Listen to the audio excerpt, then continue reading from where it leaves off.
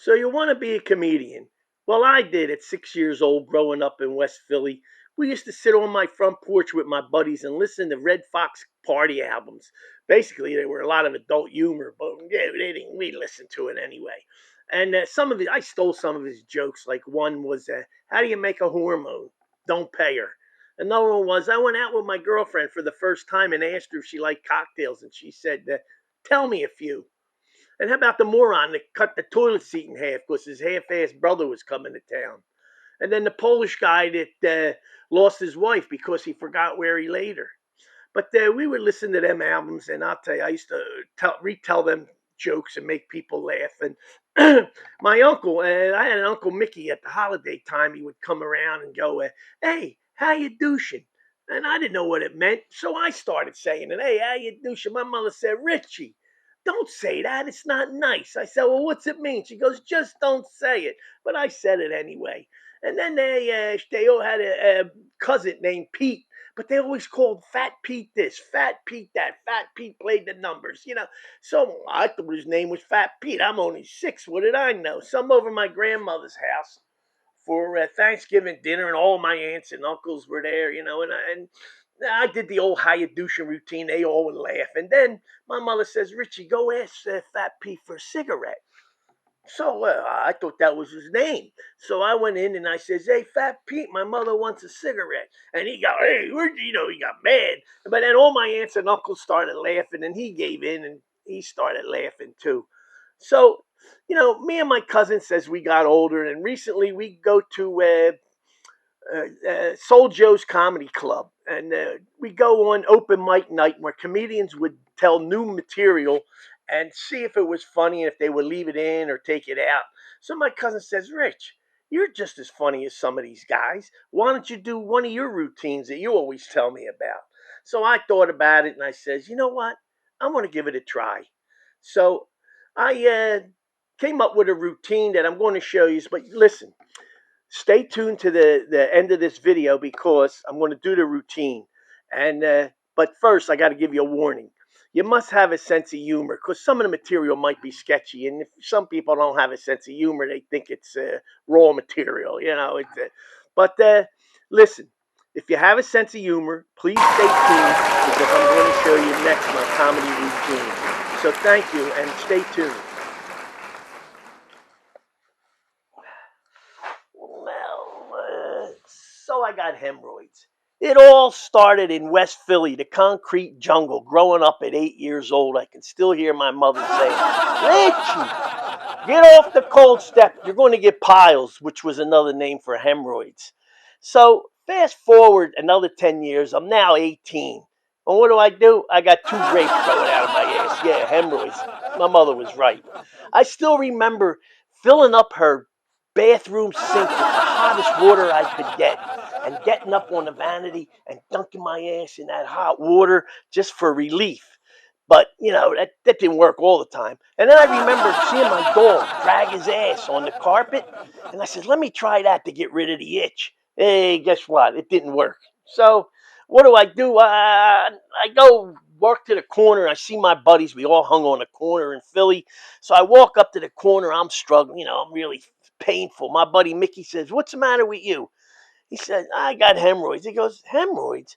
Why don't you go see my doctor, my proctologist?" I said, "Well, what's his name?" He said, "Dr. Butcher." I go, get out of here. What, are you trying to be funny? He goes, "No, honest to God, look him up. Dr. Butcher. He's on, Google him. You'll see it." I said, "Holy cow." I says, "You know what? I mean, you go to medical school for all them years, and you could be a heart specialist, a baby doctor, a family doctor, and you pick the ass. Thank God somebody picks the ass, or what would we do?" So I asked Mickey, what do you do? Do I hold my cheeks open? Does somebody hold your cheek up? He says, "No, they got a special chair." I said, "Well, that's nice." I said, "Well, what do they do?" He says, "Well, they can put a rubber band around it, and they fall off, or you can stick your finger there and push them back up, or he can give you suppositories and see, maybe he can shrink them." So I go, I make the appointment, and then like a day before I go to the appointment, I make sure I don't eat any Mexican food or beans. Because, I don't know how close he gets to your butt. I don't want to get gassy. I'm sure he might have got a few farts in the face once in a while, but I wasn't going to be one of them. So anyway, I go and he looks me over and he says, you know what? You only need the suppositories. I'm going to give you these. You come back in 2 months and we'll see how it goes. So I says, oh, that's fine. So he says, but by the way, did you ever have a colonoscopy? And I go, well, doc, I'm a little afraid of anesthesia. I don't really want to go under there. He goes, well, I got something for you. I'll be right back. So he goes in the back and comes out with this little box, Cologuard. I go, well, Cologuard, what is that?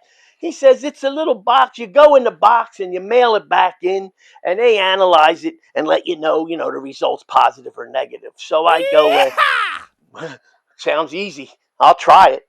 So I take the box home. I do what I got to do. And now I got to fold it all up. And I'm looking. Where? I'm looking in the box. Where's the brown wrapper? I don't want to walk outside with the shit in this crap box, Everybody will notice. They know what it is, and that's embarrassing. So guess what? No brown wrapper. So I gotta walk outside with the box. So I gotta go to UPS. So I put it in the truck and I drive down to UPS. And wouldn't you know it, the line is all the way out the door, right? They see me with the Cologuard box and the line opens up like Moses splitting the Red Sea. I go right to the front. I put the box down. He goes, just leave it there. I said, all right. So I go outside. I look in the window, and he's putting rubber gloves on and spraying disinfectant around the box. I guess so you don't want to get you don't know what's inside. So anyway, I leave, and I was wondering, how does Cologuard advertise for the box opening job? Do they say we need someone to open packages, but you must not have a sense of smell, right? And then, well, that pay must be pretty good because, it's a shitty job, no pun intended. And what do you do when you do get the job and your relatives around the table at dinner time at Thanksgiving and your uncles or somebody asks you, well, what do you do for a living?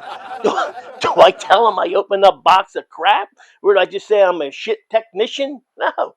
And then, I heard, what do they do with the boxes, the samples, after they take out what they need? I heard they put it in a compactor and squash the shit out of it.